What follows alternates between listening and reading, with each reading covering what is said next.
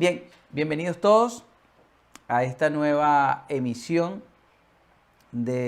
con el mensaje de la palabra de Dios, patrocinado por Visión Mundial para la Familia Madrid y por supuesto Reformadores de Vida, pues nosotros aquí desde Madrid y sus alrededores, en esta ocasión reunidos para impartir un mensaje que traemos de parte del Señor, un mensaje que hemos titulado Dios no te está llamando.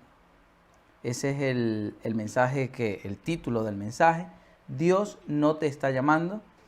Y quiero invitarles pues a que puedan buscar allí en sus Biblias, en el Evangelio de Marcos, capítulo 2, versículos 16 y 17. Dice: cuando los maestros de la ley, escuchen bien, que eran fariseos, vieron que Jesús estaba comiendo con cobradores de impuestos y pecadores, les preguntaron a los seguidores de Jesús: ¿por qué come él con cobradores de impuestos y pecadores? Jesús los oyó y les dijo: los sanos no necesitan médico, los enfermos sí. Yo no he venido, dijo Jesús, a invitar a los buenos a que me sigan, sino a los pecadores. Y bueno, basado en esto, utilizando esto como base para iniciar, sería interesante de pronto preguntarnos en este momento si nos consideramos buenos o no. Es una pregunta que a lo mejor no nos la hemos hecho como tal, pero que de una u otra manera nos las hemos ido respondiendo a través de nuestra vida y más allá de eso, en el sistema en el cual vivimos, en el cual nos movemos, es algo que está en el ambiente. El hecho de lo bueno y lo malo. Constantemente evaluamos lo que nosotros consideramos que es bueno o malo. Cuando vamos a tomar una decisión, preguntas como ¿con quién me casaré? Preguntas como ¿qué trabajo voy a tomar? Y cosas así siempre nos trae eso a la mente. ¿Es bueno o malo tal decisión? Y por supuesto también cuando miramos a las personas y nos miramos nosotros mismos, de una u otra manera juzgamos y pensamos o decimos muchas veces, no, él es buena gente, ella es buena gente. ¿Ve? Bueno, para responder a eso, en este tema de hoy, titulado recuérdelo bien y tome nota por allí. Dios no te está llamando. No te lo estoy preguntando, te lo estoy diciendo, te estoy informando. Dios no te está llamando. Bueno, quiero contarles una historia. Básicamente, recorriendo un poco acerca de lo que es la historia de la humanidad, he estado investigando, un poco volviendo al instituto, a las clases del instituto, y he encontrado que durante los siglos XV y XVI, vamos a recordar un poco, surgió un movimiento cultural en Europa, con una agenda, lamentablemente una agenda diabólica oculta. Este movimiento cultural, aunque cuando se los menciona me digan, bueno, pero Edwin, ¿cómo tú dices eso? Escúcheme bien y no dispara antes de tiempo. Básicamente este movimiento cultural, se los digo, se inició en Europa, lamentablemente con una agenda diabólica oculta y ha pasado a la historia, imagínense ustedes, con un nombre que emula, que pretende imitar un evento espiritual que es muy real en nosotros, en los hijos de Dios, en nosotros como iglesia. Este evento, y es el nombre como tal de este movimiento, se llamó, en los siglos XV y XVI por allá, se llamó Renacimiento. Seguramente que lo han escuchado, el Renacimiento en Europa. Este movimiento estuvo enmarcado en lo que sería el periodo histórico conocido como Edad Moderna. Muy reciente, digámoslo así, hace 5 siglos, 6 siglos atrás. Entonces, según la Wikipedia, escuchen esto, por favor, dicho movimiento fue fruto de la difusión de las ideas del humanismo, que determinaron una nueva concepción del hombre y del mundo, del ser humano. El término renacimiento se utilizó reivindicando ciertos elementos de la cultura clásica y romana y se aplicó originariamente como una vuelta a los valores de la cultura grecolatina y la contemplación libre de la naturaleza. Empezaron a ver la naturaleza. Contemplemos la naturaleza. Es un renacimiento lo que estamos experimentando, en todo sentido. Entonces, esto sucedió tras siglos de predominio de un tipo de mentalidad más rígida y dogmática, establecida en la Europa medieval, en la Edad Media. La Edad Media duró del siglo V al siglo XV y fue una etapa realmente muy oscura. Fue una etapa, por eso se llama Edad Media, ese intervalo, ese intermedio entre la Edad Antigua y la Edad Moderna. Esa Edad Media de 10 siglos, un milenio, pues fue muy fuerte. ¿Qué pasó básicamente en esa Edad Media? Yo quiero que usted escuche esto. Durante la Edad Media, lamentablemente, la fe, esa fe que llegó con Jesucristo en el primer siglo, los primeros 2-3 siglos de historia, esa fe genuina de esos primeros siglos de esta era, se convirtió lamentablemente en una religión autoritaria que incluso dirigía todo desde el Estado, porque trabajaba directamente, estaba ligada con el Estado. ¿Qué pasó? Se convirtió la fe, lamentablemente, en religión. Jesús no trajo una religión. Jesús no vino a traer una religión. Pero esa fe, con el correr del tiempo, se diluyó después de los primeros 3 siglos y se convirtió entonces en una religión. Se estatizó. Vino Constantino y declaró que la religión oficial del Imperio Romano era el cristianismo. Y entonces la iglesia dejó de salar. La iglesia dejó de ser la luz que debía ser. La iglesia dejó de ser un organismo vivo, por decirlo de alguna manera, para convertirse en una organización eclesiástica, en una institución, que entonces, además de todo, además de ser una institución ya muerta, o en el mejor de los casos dormida, vamos a decirlo así, entonces comenzó a dominar, al punto de allí venían las persecuciones. Todo aquel que no era cristiano entonces era conquistado a la fuerza. Allí aparecieron las cruzadas. Todo eso ocurrió en la Edad Media. ¿Qué pasó entonces? Todo lo que ocurrió en la Edad Media generó un efecto péndulo.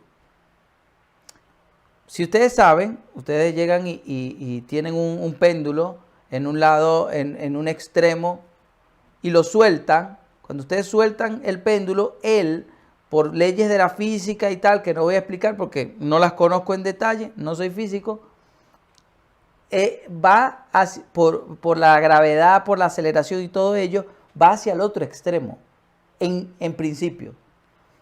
Luego que lo sueltas, va hacia el otro extremo, hasta que luego, en un momento determinado, sí toma el centro. Entonces, ¿qué es lo que pasó al finalizar la Edad Media? Lo que sucedió es que como la fe, lamentablemente, la fe en Cristo, la fe de Cristo, se convirtió en una religión vacía, esa fe, entonces, ya llegó mucha gente donde se sintió asqueada de la religión como tal. Ya aborrecieron la religión como tal. Y está bien aborrecer la religión. El problema es que metieron a Dios ahí en el paquete. Entonces llegó y aparece el humanismo, porque cuando en el siglo XV, entre los siglos XV y XVI, que aparece el Renacimiento, ese caldo de cultivo que había, de que la gente ya estaba obstinada de lo que estaban viendo en la llamada en ese momento Iglesia Católica, que significa católico, significa universal, era la iglesia que mandaba. Ellos eran lo que decían, lo que se pensaba, lo que se había que hacer. Y por supuesto mataban a muchos, incluso inocentes. Entonces, en ese momento, por supuesto, aparece aparece el Renacimiento y se plantea en el Renacimiento, que miren cómo lo llaman, Renacimiento, tomando un término realmente espiritual, el nuevo nacimiento que nosotros cumplimos, experimentamos en Cristo. Entonces, en este renacimiento, que no fue un renacimiento espiritual, se planteó una nueva forma de ver el mundo, es decir, una nueva cosmovisión. Pero no solo de ver al mundo, sino también una nueva forma de ver al ser humano. Y comienzan a plantear en el Renacimiento, dice Edwin, pero ¿cuándo me vas a hablar de la Biblia? ¿Qué es esto? No, esto es importante. Esto es importante conocerlo porque esto nos va a dar un punto de apoyo para poder comprender. Tenemos que ser entendidos en los tiempos, entender dónde estamos y que como iglesia, es impresionante, pero como iglesia aún no hemos llegado a lo que Dios quiere que lleguemos, porque a la muestra un botón, lo vemos en la sociedad. Vemos una sociedad decadente en cuanto a los principios divinos, en cuanto al reino de Dios. Entonces, este renacimiento plantea una nueva forma de ver el mundo, de ver al ser humano, y tiene nuevos enfoques, les decía, en los campos de las artes, de la política, de la filosofía y de la ciencia. Pero sobre todo el Renacimiento hizo algo diabólico, y es que sustituyó el teocentrismo. Teocentrismo significa que Dios está en el centro y todo gira alrededor de Él. El Renacimiento sustituye el teocentrismo, que digamos que ellos lo veían así en la Edad Media, y lo que sustituyó al teocentrismo fue el antropocentrismo. El antropocentrismo significa que el ser humano, el hombre o mujer, toma el lugar de Dios, se coloca allí en el centro del universo y todo gira a su alrededor. Esto parece, a alguien le puede parecer que esto es algo anticuado, que esto es algo que no tiene nada que ver conmigo, porque yo estoy viviendo en pleno siglo XXI y yo no tengo, y lo que sucedió hace 5 o 6 siglos atrás no necesariamente tiene por qué afectarme. Pues déjame decirte que no es así. Sí que nos afecta y nos sigue afectando. De hecho, tengo pruebas, quiero mostrarte, quiero que tú puedas abrir los ojos y ver en la situación en la que se encuentra la humanidad el día de hoy, a la luz de lo que dice la palabra de Dios. Miren lo que pasó. Siglo XV y XVI, no se pierda, Renacimiento. Allí en el Renacimiento aparecieron personas como Leonardo da Vinci, Miguel Ángel. Leonardo da Vinci, una de sus obras fue El hombre del Vitruvio. Hay una obra llamada El hombre del Vitruvio donde se coloca el hombre, el arquitecto. Leonardo da Vinci establece como la perfección del hombre, que el hombre es un ser perfecto y empieza a establecer medidas. Y bueno, que si de la palma de la mano hasta el hombro es tanto y es el doble de esto y la cabeza es perfecta. O sea, él sacó todas unas medidas. ¿Pero por qué? Porque ya Dios estaba fuera de la ecuación. Ahora el ser humano era el hombre, el ser humano era el centro de todo, era el importante aquí. Esto parece, como les decía, puede parecer insignificante, pero no lo es. Miren lo que pasa después. 2 siglos después, en el siglo XVIII aproximadamente, nació otro movimiento cultural e intelectual. No se pierda detalle. Este movimiento cultural e intelectual, con la misma agenda que el anterior, sirvió para afirmar aún más las fortalezas mentales construidas a partir del Renacimiento. Y al igual que el Renacimiento, tristemente, lo conocemos hoy con un nombre que constituye, diría yo, una burda imitación de lo que es el obrar del Espíritu Santo en nosotros. ¿A qué movimiento cultural e intelectual me estoy refiriendo? Me estoy refiriendo al movimiento llamado la Ilustración. De hecho, el siglo XVIII es llamado por algunos el siglo de las luces. ¿Por qué se llamó Ilustración? Se denominó de este modo, escuchen esto, este atrevimiento, esta osadía del ser humano de sacar a Dios de la ecuación, cuando Él es el rey, el que gobierna todo. Pues entonces en esa ocasión, la Ilustración se denominó así porque decían ellos que su finalidad era disipar las tinieblas de la ignorancia de la humanidad mediante las luces del conocimiento y la razón. ¿Verdad que suena bonito? Suena bonito. Si tú escuchas hoy día, de hecho lo oímos constantemente en las redes sociales, en la televisión, ahora tienen canales de YouTube, todo eso. Escuchamos coaches motivacionales, escuchamos tantas personas que escriben libros, Pablo Coelho y todo esto, y nos hablan de esta manera tan bella, que cala en lo más profundo del alma. Y entonces te dice, la idea es disipar las tinieblas de la ignorancia que hay en tu vida mediante las luces del conocimiento y de la razón. Eso a simple vista y de manera superficial se escucha bonito, pero en el fondo te estoy diciendo, tú puedes solo, no necesitas a Dios. Eso es lo que te estoy diciendo sin decírtelo. Eso es el humanismo. Entonces, en el siglo XVIII, la ilustración, llamada ilustración, diciendo ilustración, o sea, que iluminaba. Y eso solo la Biblia dice que quien ilumina perfectamente es el Espíritu Santo, que ilumina los ojos de nuestro entendimiento. Eso es así, quieras verlo o no, quieras aceptarlo o no, y pienses que a lo mejor yo puedo ser un religioso más o un fanático que no lo estoy viendo con claridad, yo te estoy diciendo la realidad. La mentira es la que vende el humanismo. La verdad es la que muestra Dios y es la que nos hace verdaderamente libres. Entonces, básicamente, en este siglo XVIII, mi amigo, mi amiga, mis hermanos, en el siglo XVIII es conocido, como les dije, el siglo de las luces. Es conocido como el siglo de las luces. Y se cree que allí se asentó la fe en el progreso. Fíjate tú, la fe en el progreso, no la fe en Dios, la fe en el progreso. ¿Y cuántas veces hemos escuchado hoy, lo seguimos escuchando, que debemos tener fe? ¿Verdad que lo escuchamos? De muchos motivacionales. No, tienes que tener fe, ¿pero fe en qué? Muchas veces lo que te dicen es, debes tener fe en ti mismo, debes creer en ti, ten fe que todo saldrá bien. Pero muchas veces no saben ni en qué tienen fe. En estos días escuché, que por cierto vi un vídeo donde el cantante venezolano, chino, Jesús Miranda, ¿eh? ¿Sí? ¿O él no es Miranda? El Miranda es el... También, vale. Bueno, Jesús, entonces él, que está pasando por una situación de enfermedad, ¿no?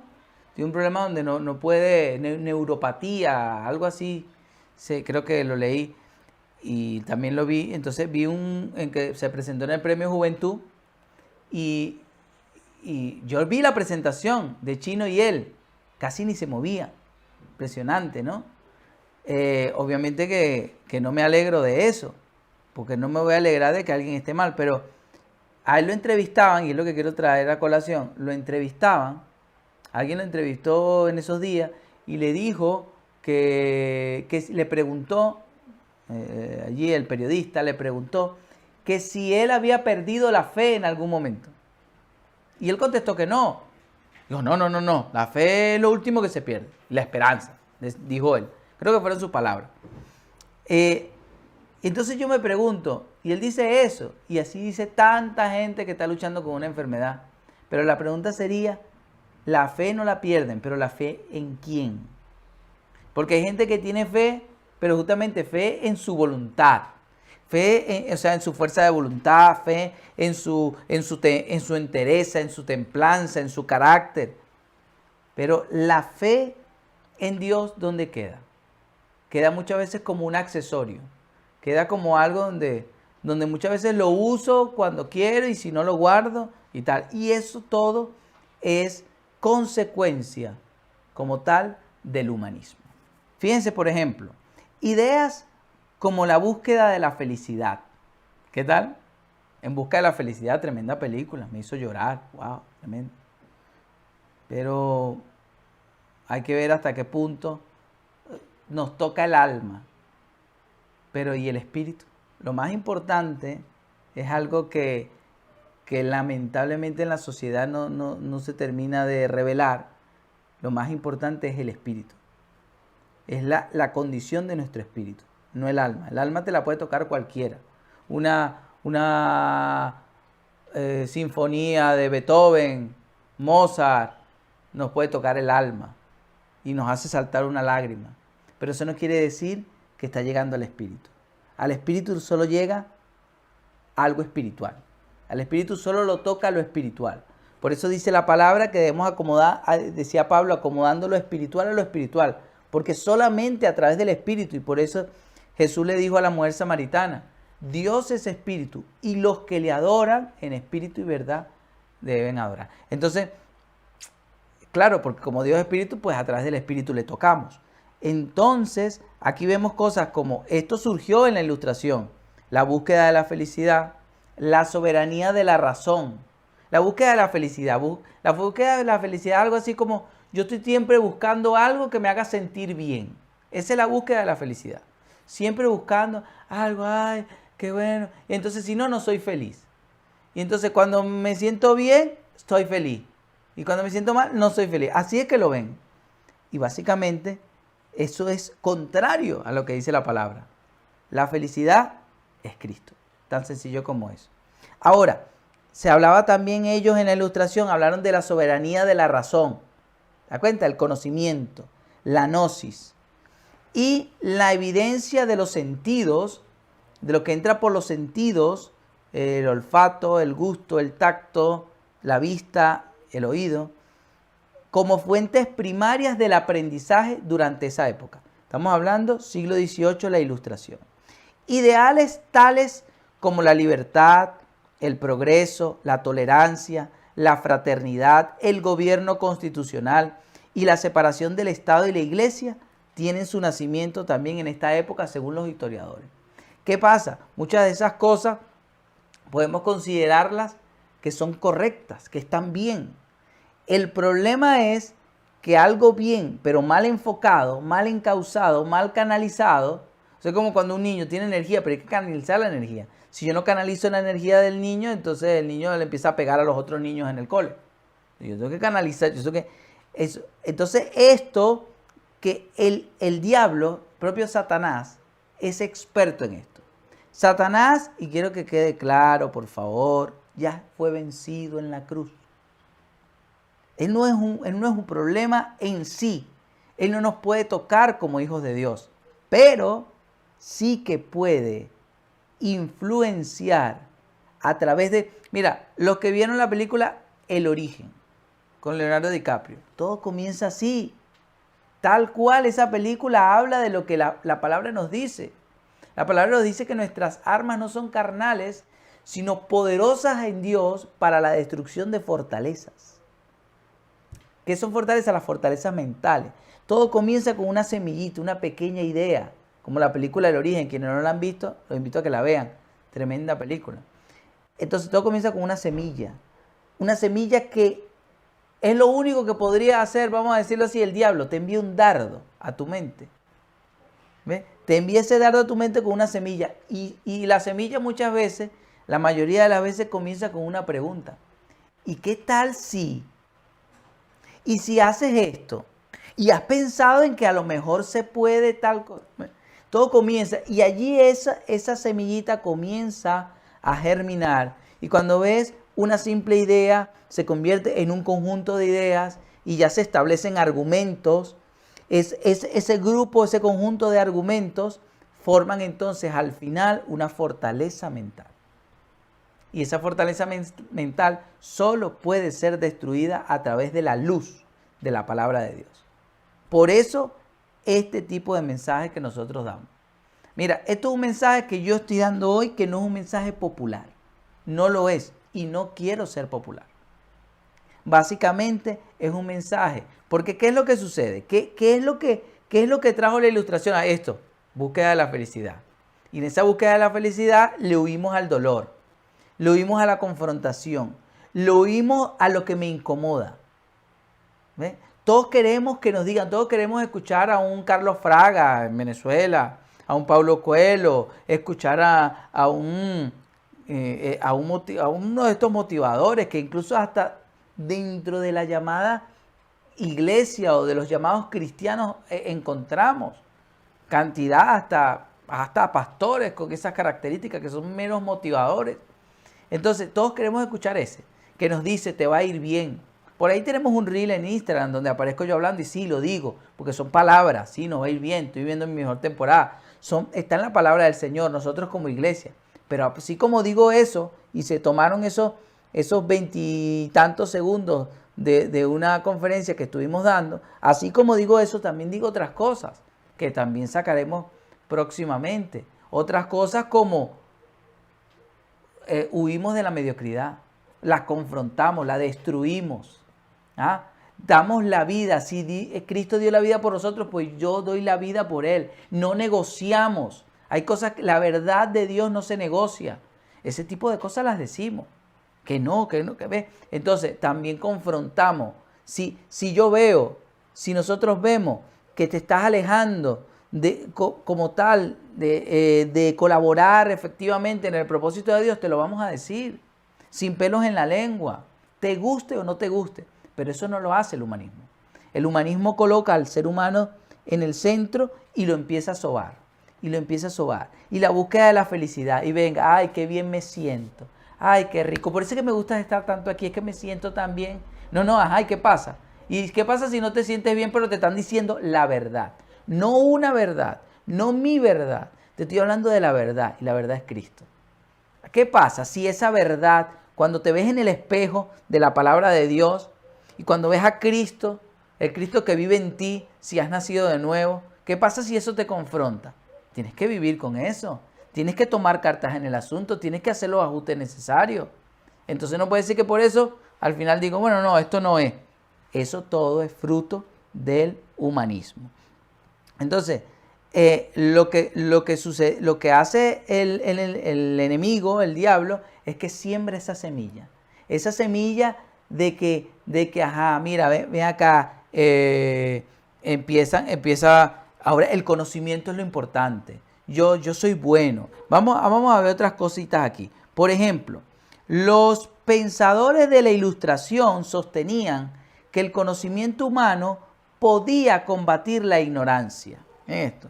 Podía combatir también la superstición. ¿Qué llamaban ellos la superstición? ¿Qué creían que llamaban ellos la superstición? Claro, una clara referencia a los temas espirituales, a todos los temas que tenían que ver con la fe. Entonces empezaron, todo lo que tenía, claro, ellos venían de eso horrible que ocurrió en la Edad Media. Algo así como, y se lo comentaba Edgar temprano, como cuando llegó Chávez a Venezuela. Porque Chávez gana con un 80% de los votos. Llega en un momento donde gran parte de la población se encontraba en Venezuela en pobreza extrema y estaban hartos de la situación en la que vivían. Y llega alguien con un mensaje mesiánico diciendo, vamos, que tengo la solución a su problema y los culpables son aquellos. Aquellos les han quitado lo de ustedes. Entonces, obviamente que su mensaje caló. El Renacimiento y la Ilustración llegan justamente en el momento en el que vienen de 1000 años de edad media, de una edad oscura, en donde quienes se supone que tenían a Cristo, quienes eran los dueños de la fe, por decirlo de alguna manera, lo que hicieron fue desastre. Entonces, por supuesto, en ese momento llega el Renacimiento con un mensaje diciendo, bueno, mejor, ya que hay tanta gente que lo que está obstinada, pero lo que estaban era obstinado de la religión. Lo que no querían era nada con la religión organizada. No era sacar a Dios de la ecuación, no era la fe, pero es lo que de ahí se aprovecha el enemigo y coloca ese pensamiento diabólico, lo siembra, aparece en el Renacimiento, en la Ilustración, entonces en donde comienzan a llamar a todo lo que tiene que ver con la fe, con lo que no se ve, con lo que no se puede comprobar, entre comillas, científicamente, lo comienzan a llamar despectivamente superstición. ¿Qué es la religión? De hecho, hasta el día de hoy, yo he escuchado, tú le preguntas a un ateo, ¿qué es la religión? La religión en general, ni siquiera la fe. ¿O qué es Dios? Y te dice que es superstición. Que eso, si tú lo crees, o un agnóstico. Si tú quieres creer, bien, y si no, no pasa nada. ¿Ves? Eso todo es producto del humanismo. El hombre primero. Y entonces, supuestamente, todo esto te lo venden, y se vendió en ese momento, con el objetivo de construir un mundo mejor. Qué lindo, ¿verdad? ¿Verdad que suena hermoso? Y de allí surge la Revolución Francesa. Surge cuando la Ilustración. Simón Bolívar, Francisco de Miranda, todos estos precursores de la independencia en Latinoamérica, José de San Martín, ellos leían a Montesquieu, a Rousseau, a Voltaire, los leían, a John Locke, leían los de la Ilustración. ¿Por qué? Porque eran los ilustrados, ¿te das cuenta? Pero ilustrados ¿cómo? En la fe. Que mencionaran la fe, ojo, que menciones la fe no significa que seas un hombre de fe. Ellos mencionaban en ocasiones y aparentemente, algunos hasta cierto punto eran conservadores, puritanos y demás. Pero, ¿qué haces con decir una cosa así? Y en el fondo estás metiendo un mensaje que es mucho, aunque mencionas a Dios. ¿Cuántas veces hay gente que, acaso Hitler no era un católico ferviente, un cristiano supuestamente devoto y mató 6,5 millones de judíos?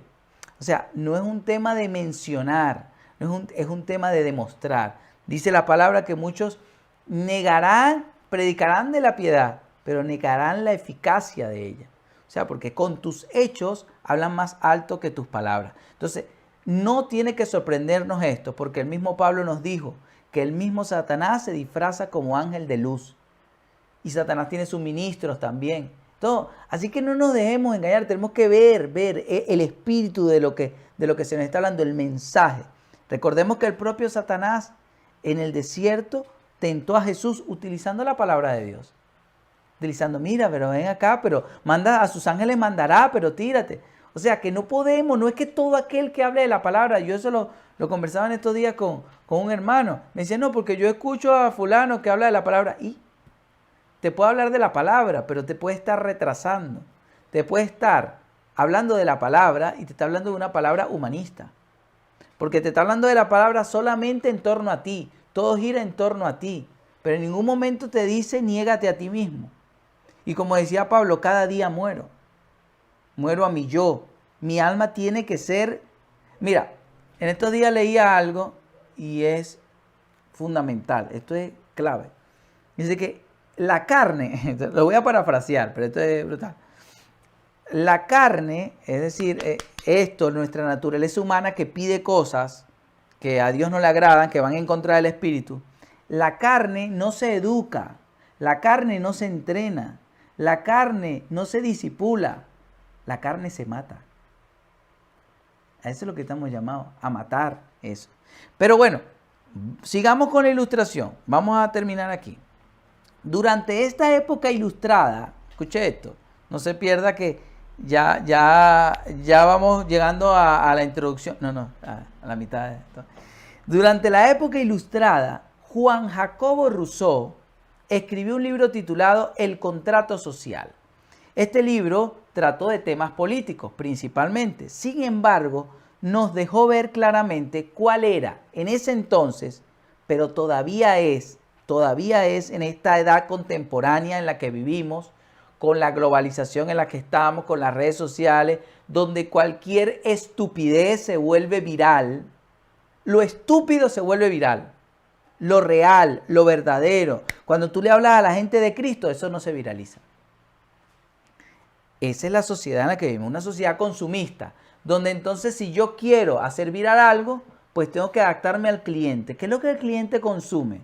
Y entonces adapto mi producto al cliente, pero sucede que mi producto, si cabe el término, es Cristo. Y mi producto no lo cambio por nada. El evangelio no lo diluyo. Y lo menciono como es. Se viralice o no se viralice. Pero a eso estamos llamados. Estamos llamados a ser esa luz que dejamos de ser lamentablemente. Ahora somos luces, digamos, focalizadas. Pero tenemos que ser esa luz que fueron los del primer siglo. Cuando llegó y se decía, estos que trastornan el mundo, Hechos 17:6. Eso no está ocurriendo hoy. Hoy no trastornamos es nada. A duras penas trastornaremos nuestra familia y ciertos sectores dentro de nuestra sociedad. Pero tenemos que trastornar todo. A eso estamos llamados. Y esa es la reforma a la que realmente estamos llamados, que no la hemos hecho. Y mientras estudiaba esto, lo digo con tristeza, no estamos haciendo como iglesia, los hijos de Dios. Ahora mismo le estoy hablando a los hijos de Dios. Si tú no te consideras hijo, entonces ignora lo que estoy diciendo. Pero si eres hijo, si eres hija, pues entonces déjame decirte que nos hemos enfocado más en nosotros. Nos hemos enfocado en que nosotros somos el centro y todo gira a nuestro alrededor. Y eso es, lamentablemente, un fruto del humanismo. Entonces, en el contrato social, en Juan Jacobo Rousseau, que no estoy hablando aquí tontería, no estoy hablando de cosas que no se saben, búsquela. Donde quiera hay libros, bibliotecas, internet, búsquelo, que esto que yo le estoy diciendo está documentado. Allí, por ejemplo, hay un mensaje que aparece, un mensaje que es la línea de pensamiento que gobierna hoy. Así es que gobierna Satanás. No puede gobernar de otra manera, no puede hacer más nada, pero puede insertar pensamiento que gobierne en la sociedad. Y es lo que hasta el día de hoy está sucediendo. No en los hijos de Dios. No gobierna en los hijos de Dios, que estamos claros, que hemos sido iluminados por el Espíritu Santo y hemos visto esto. Y más bien lo reprendemos, más bien lo señalamos, más bien es lo que estamos haciendo. Diciendo, haciendo una alarma, alerta, somos atalayas en ese sentido. Pero hay muchos que todavía, incluso llamados hijos de Dios, están siendo engañados por estas ideas humanistas. Entonces la idea es, el pensamiento que se desprendía allí en el contrato social era, todos los hombres, escucha bien, todos los hombres nacen libres e iguales por naturaleza. Eso decía él, todos los hombres nacen libres e iguales por naturaleza. ¿Qué nos indica esto? En otras palabras, una paráfrasis. Dice esto, somos buenos al nacer, pero el entorno nos corrompe. O sea, la educación que recibimos, las experiencias que vivimos, todo eso nos corrompe. Eso es lo que nos han vendido. O sea, te dicen, tú, Otoniel, eres bueno, tú naciste bueno.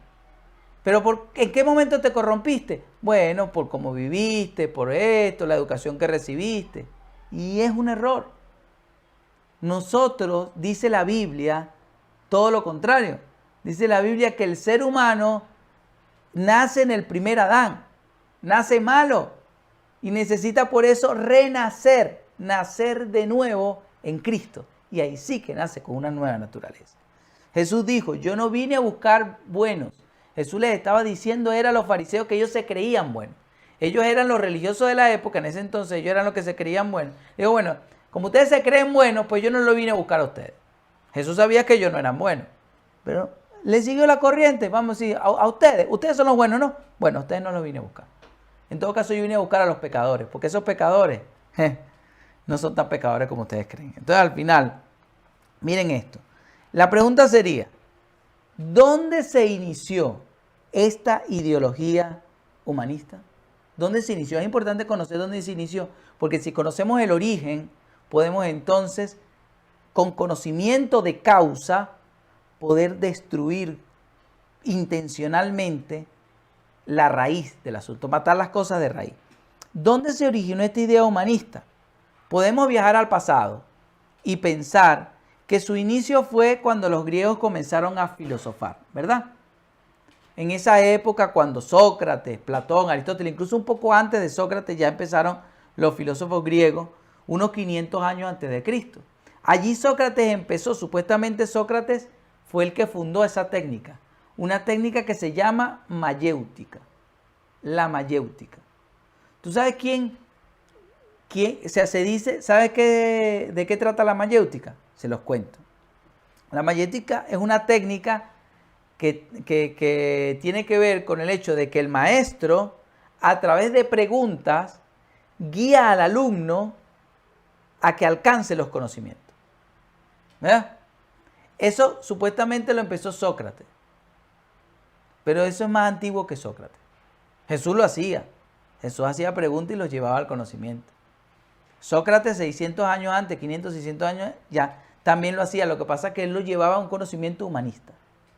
Él los llevaba al punto y les hacía preguntas para que ellos llegaran a ese conocimiento humanista. Pero eso no comenzó con Sócrates. La historia dice que Sócrates lo inventó la mayéutica. Déjeme decirle que no. Mucho antes, el punto de partida de la mayéutica la encontramos, y quiero leerles, Génesis capítulo 3.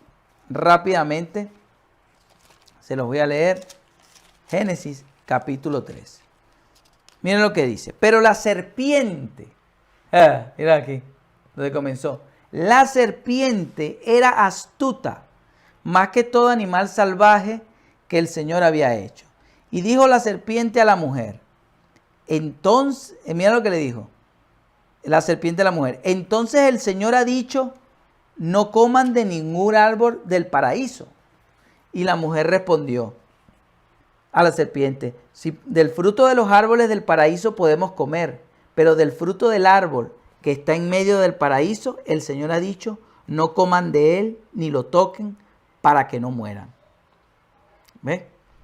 Dice además, pero la serpiente dijo a la mujer, ciertamente no morirán, pues sabe Dios que el día que coman de él se les abrirán los ojos y serán como Dios, conocedores del bien y del mal. Conocedores del bien y del mal, humanismo.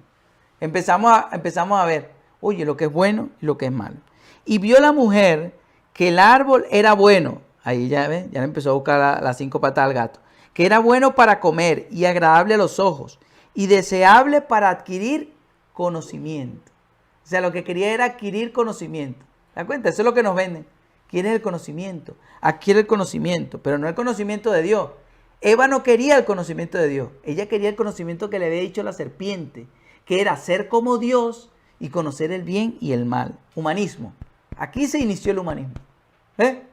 Dice, y tomó de su fruto y comió, y dio también a su marido que estaba con ella, y él comió.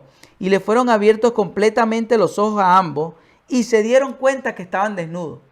O sea, antes no, porque no tenían abiertos los ojos humanos, sino los ojos del Espíritu.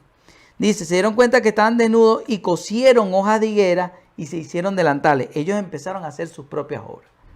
Dice, y oyeron el sonido de Dios paseando por el paraíso al atardecer, y el hombre y su mujer se escondían de la presencia de Dios. Mira lo primero que hicieron después que comieron del humanismo. ¿Qué fue lo primero que hicieron? Se escondieron. ¿Ves? Se escondieron de la presencia de Dios. Ya puedes dejar de esconderte. Eso es lo que hace el humanismo. Hace que busques la manera de esconderte. Dios te anda buscando. Dios te... Dios te dice y tú te escondes. Y tú te escondes. No, eso no es conmigo. No. Aunque, ojo, el título es Dios no te está llamando. Ojo, Dios no te está llamando. Y ya te digo por qué. Pero entonces, dice que ellos se escondieron. Pero Dios llamó al hombre y le dijo, Adán, ¿dónde estás? Y respondió, oí tu voz paseándote en el paraíso y tuve miedo, porque estoy desnudo y me escondí. Y dijo el Señor, ¿quién te declaró que estás desnudo? ¿Acaso comiste del único árbol del cual te ordené no comer? Y dijo el hombre, la mujer que me diste, ella me dio del árbol y comí. Aquí vemos que tres cosas que comenzaron con el humanismo. Número uno, se escondieron de Dios. ¿No? O sea, primero ellos llegaron, sus ojos fueron abiertos, se dieron cuenta que estaban desnudos. Primer lugar, ellos cuando comieron del humanismo, lo primero que en la primera reacción del humanismo, para quienes toman nota, la primera consecuencia del humanismo es que la persona intenta obtener el favor de Dios o cubrir sus faltas a través de sus obras. Y entonces llega y empezaron y cosieron higueras. Eso fue lo primero que hicieron. Luego, en segundo lugar, tuvieron miedo. Se escondieron de la presencia de Dios. Y en tercer lugar, actuaron con necedad. Porque Adán fue un necio. Porque en vez de llegar y arrepentirse y decir, sí, Señor, tienes razón, comí, hice mal. ¿Qué fue lo primero que hizo? No, fue ella.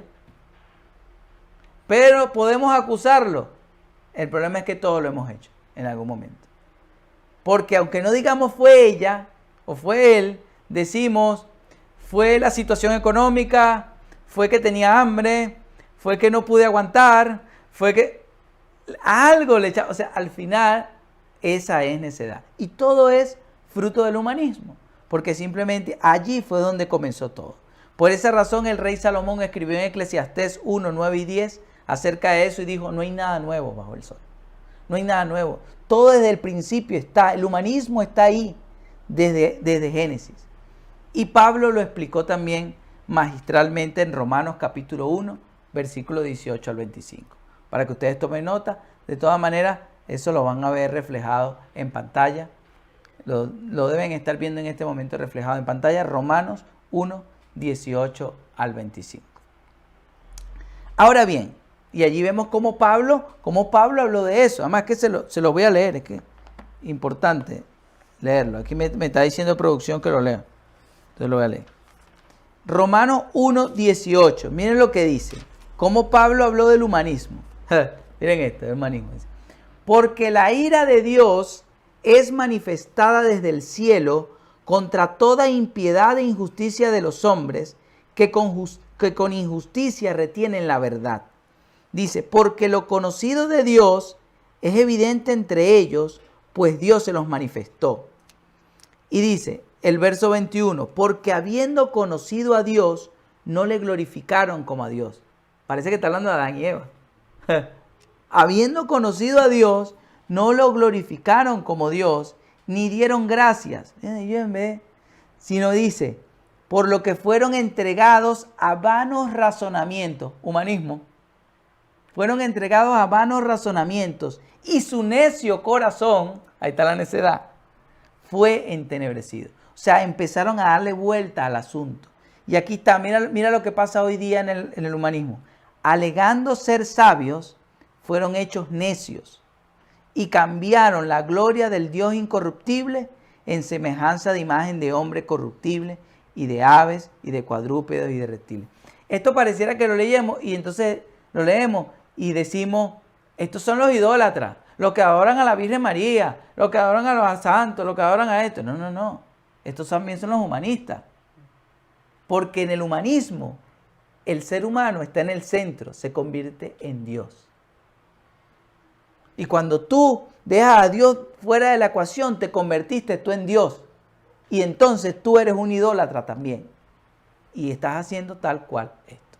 Entonces Pablo explica lo que es el humanismo. Así que ese humanismo que apareció en el Renacimiento y la Ilustración no empezó allí. Allí solamente se dio a la luz más globalmente. Y lamentablemente hoy, en pleno siglo XXI, eso se ha vuelto viral. Y ese virus es peor que el COVID-19 y que cualquier variación y cualquier mutación que pueda haber de este coronavirus que nos está azotando. Ese es el peor. Entonces, para finalizar, el Señor nos muestra en su palabra, mis amigos, que básicamente hay dos maneras por medio de las cuales podemos tratar de ser declarados como personas justas o buenas ante Dios. ¿Sabes cuáles son esas dos maneras? Hay dos tipos de justicia, dice la Biblia, presentes. Número uno, la justicia de la ley. Esta justicia de la ley fue enseñada por Moisés. Es llamada en la Biblia como la ley de Moisés. Esta justicia de la ley se basa en nuestra conducta, en lo que tú hagas, si te portas bien o no. Y sobre todo, esta justicia de la ley trae consigo maldición. ¿Sabe por qué maldición? Vamos a leer, se los voy a leer rapidito. Mira lo que dice. O no sé si Edgar, puedes leerlo. Deuteronomio 27:26. Dice, maldito el que no confirmare las palabras de esta ley para hacerlas. Y dirá todo el pueblo, amén. Esa es la 60. Está bien. Mírame, sí, aquí dice, maldito el que no persevere en las palabras de esta ley para cumplirlas. Y todo el pueblo dirá amén. Mira lo que así decía la ley. Esa es la ley de Moisés. La justicia de la ley trae maldición. ¿Por qué? Porque el que no cumpla toda la ley, que eran 613 preceptos que están en las Escrituras, era maldito. Tú cumplías 612 preceptos, tú cumples, tú llegas y dices, es que yo soy tan bueno, yo soy tan buena gente, yo no fumo, no bebo, no bailo pegado, yo me porto bien, yo tengo mis hijos, yo les proveo en el hogar, yo no le soy infiel a mi mujer. Tú llegas y tú eres muy bueno aparentemente. Mahatma Gandhi, pues, eres tú, supuestamente. Martin Luther King, que bueno, él tenía también su oscura. Pero, y no me refiero a la piel, pero bueno. Entonces, lo que tú quieras, tú puedes decir. Pero si tú cumples 612 preceptos, por decir algo, y te fallas en uno, ya eres maldito. O eres maldita, va a ser la mujer. Eso es lo que trae la justicia de la ley. Aparentemente hay quienes quieren llegar a ser justos ante Dios, a que Dios los considere buenos, justos a través de la ley. Todo aquel que intente ser bueno ante Dios a través de la ley, a través de la conducta, a través de las obras, a través de portarse bien, a través de ser bueno, está bajo maldición. Dice Pablo en Gálatas, creo que en el capítulo 3, dice que todo aquel que confía en las obras de la ley está bajo maldición. Así es sencillo, porque tú estás confiando en algo que no vas a cumplir. Y hay una ley que dice que eres maldito si no cumples toda la ley. Así es sencillo. Pero hay otra justicia que aparece en las Escrituras, y es la justicia de la fe. Esta justicia de la fe fue traída por Jesucristo y se basa única y exclusivamente en la fe de Jesucristo. No en la fe en ti mismo, no en la fe en tus fuerzas, no en la fe en tu capacidad, en tu habilidad, en tu destreza. Se basa en la fe de Jesucristo, solamente porque Él sí fue el único perfecto, capaz de cumplir los 613 preceptos y pagó el precio para que se nos imputara a nosotros la justicia de Dios. Esta fe trae consigo, en vez de maldición, trae consigo la bendición total. Y Efesios 1:3 nos dice que Él nos bendijo con toda bendición espiritual en los lugares celestiales. O sea que en Él, en Cristo, es que estamos bendecidos con toda bendición. No es que Dios te bendiga. Si estás en Cristo, Dios no te va a bendecir. ¿Escuchaste eso? Si estás en Cristo, Dios no te va a bendecir porque Él ya te bendijo. Si estás en Cristo, tampoco es que Dios te bendiga más, porque ya estás bendecido, entonces Dios te bendiga más. No. Lee bien. Dice, Dios me bendijo con toda, no con casi toda, es con toda. Entonces yo no puedo, si Dios me bendijo con toda, ¿qué más bendición le va a pedir? Además, la bendición es Cristo. Estaría una vez más cayendo en lo del humanismo, porque ¿qué puedo hacer yo? ¿Qué puedo aportar yo? Exactamente. Y tal Cristo fue suficiente. Cristo es todo suficiente. Estoy diciendo que si no, Cristo no es suficiente. Exactamente, que yo necesito sellar higueras, necesito hacer las higueras, necesito hacer cosas.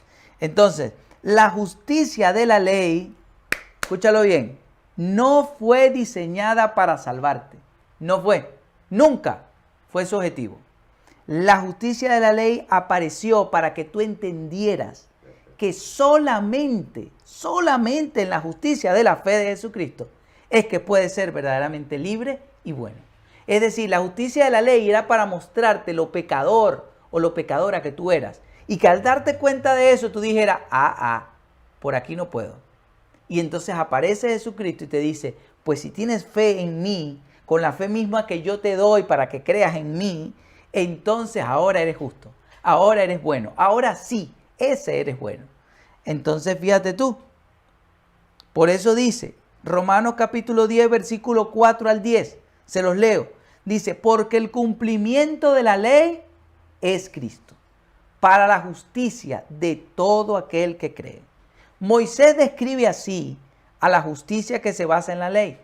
Mira cómo la describe, dice, quien practique estas cosas, vivirá por ellas. O sea, la ley tiene que practicarse toda. Pero, mira cómo la justicia de la fe habla. La justicia que se basa en la fe dice así, la palabra está cerca de ti, en tu boca y en tu corazón. Esta es la palabra de fe que predicamos. Esta es, escúchala, si confiesas con tu boca que Jesús es el Señor, Jesús, no yo, no mi razonamiento es el Señor. Jesús es el Señor. Y crees en tu corazón que Dios lo levantó de los muertos, serás salvo. Porque con el corazón se cree para alcanzar la justicia, ¿ves? La justicia de la fe. Pero con la boca se confiesa para alcanzar la salvación. Primero viene la fe, luego viene la confesión. Con el corazón se cree y con la boca se confiesa.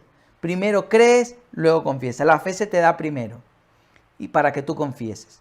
Pues la Escritura dice, todo aquel que cree en Él no será defraudado. Ya sabemos entonces cómo ser considerados justos o buenos ante Dios. ¿Verdad que sí, Daniel? ¿Cómo? Si confesamos que Jesús es el Señor, creemos en el teniendo la fe de Jesucristo. Es la única manera de ser bueno. Es la única manera de ser considerado por Dios bueno, de ser considerado justo, inocente, porque estamos en Él. Es la única manera. Ahora, la pregunta sería, ya finalizando, ¿será que Dios sí que te está llamando hoy? ¿Será? ¿Será que Dios sí que te está llamando hoy? Veamos la respuesta en Romanos capítulo 8. Romanos 8, versículos 29 y 30. Dice así. Porque a los que antes escogió. ¿Qué hizo primero? Escogió. También los predestinó a ser de la misma forma de la imagen de su Hijo, para que Él sea primogénito entre muchos hermanos. Y dice el 30, y a los que predestinó, a estos también llamó. Y a los que llamó, a estos también declaró justos. Y a los que declaró justos, a estos también glorificó. 5 cosas. Dios te escogió, que me estás escuchando. Dios te escogió, te predestinó, te llamó, te declaró justo y te glorificó. No está hablando en futuro, no está hablando en presente, está hablando en pretérito, en pasado. Dios ya lo hizo desde la eternidad. Dios desde la eternidad te escogió.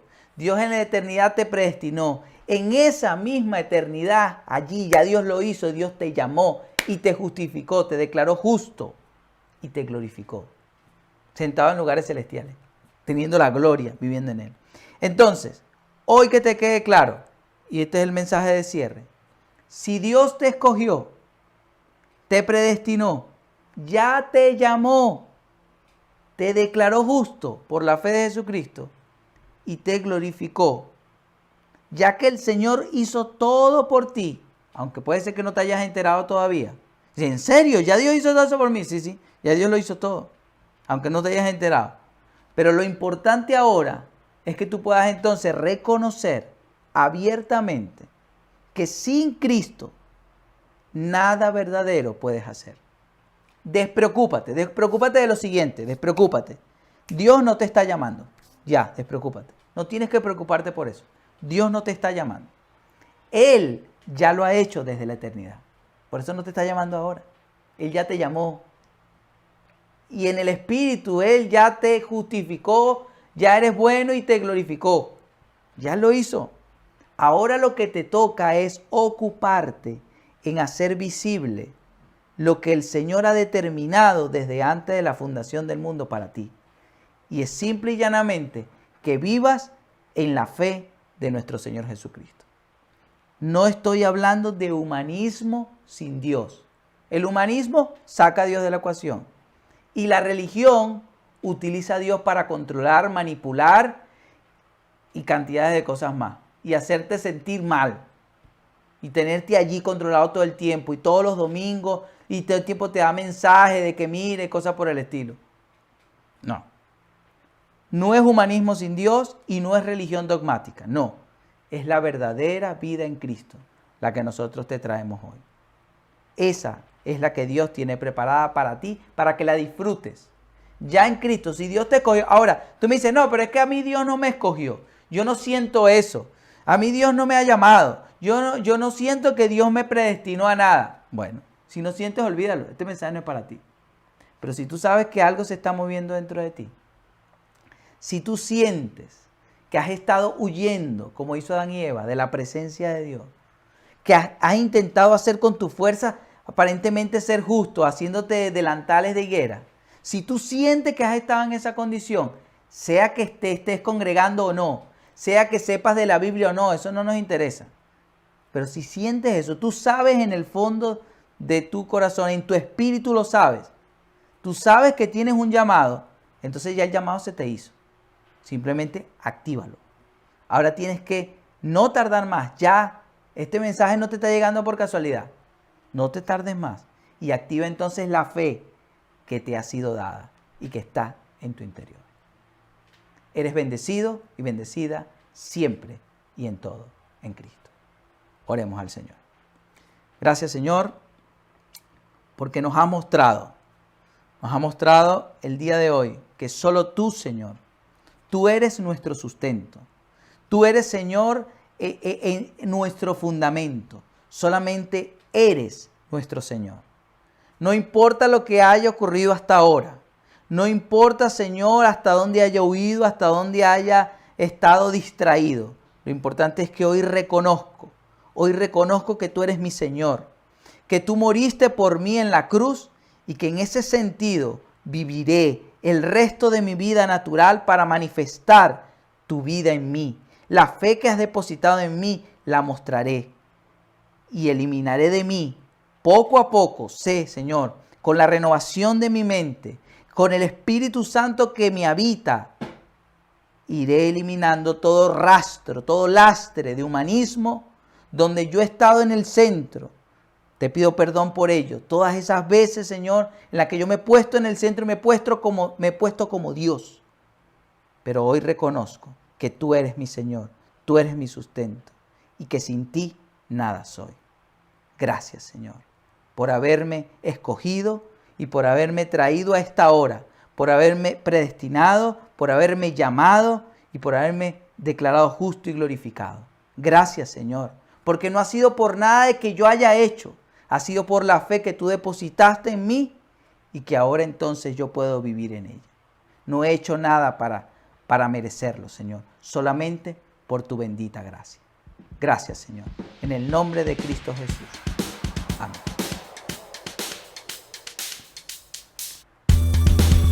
Hermanos,